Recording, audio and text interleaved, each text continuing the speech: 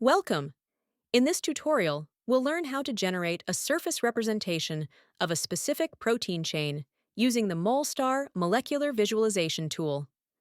Surface views are helpful for examining protein shape, accessibility, and interaction sites, and are often used in figures for presentations and publications. We'll walk through the process using a protein from the H5N1 influenza virus, but the same steps apply to any protein structure in the RCSB PDB.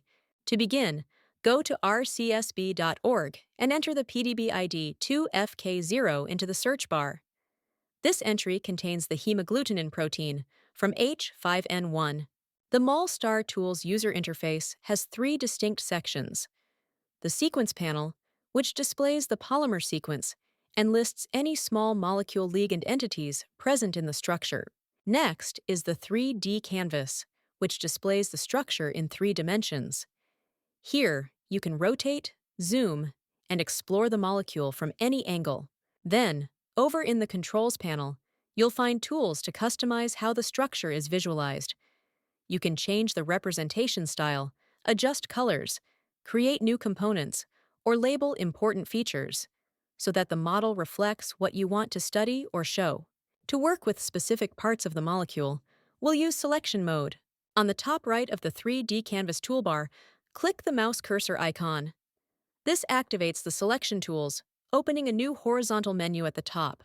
By default, MolStar selects individual residues or atoms, but here we want to work with a whole chain. On the left side of the new menu bar, change the selection level from residue to chain. This allows you to select an entire protein chain with a single click. Now, click on the purple chain in the 3D structure.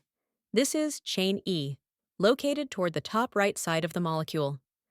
A tooltip will appear to confirm that you selected chain E. Let's now visualize the selected chain as a molecular surface. In the selection mode bar, click the cube icon to create a new component from your selection. In the prompt that appears, keep selection set to current selection.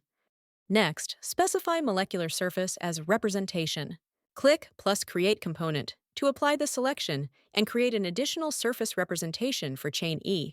Chain E is now displayed with a smooth surface that reflects its overall shape and solvent accessibility. A great way to highlight external regions or interaction interfaces. And that's it! You've created a surface representation for a specific protein chain using MolStar.